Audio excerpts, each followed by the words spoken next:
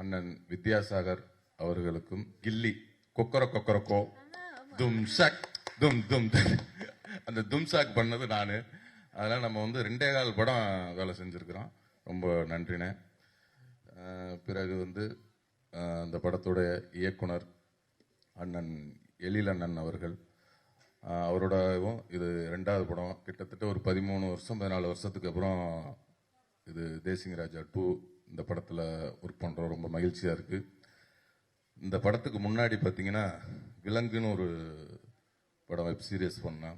அது ஒரு சீரியஸான படம்.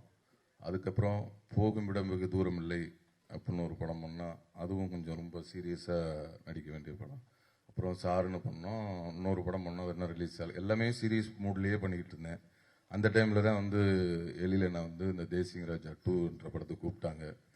அப்படியே இந்த சீரியஸ் மூடாக பண்ணிட்டு இருந்த படம் இந்த படத்துக்கு செட்டுக்கு வந்தோன்னா அவ்வளோ ரிலாக்ஸாக, அவ்வளோ ஜாலியாக, ரொம்ப என்ஜாய் பண்ணி ரொம்ப சூப்பராக பண்ணோம். ஏன்னா அவரோட டைரக்ஷனில் நடிக்கணும்னா நடிகர்களுக்கு ரொம்ப ரொம்ப ஆசையாக இருந்துக்கிட்டே இருக்கும்.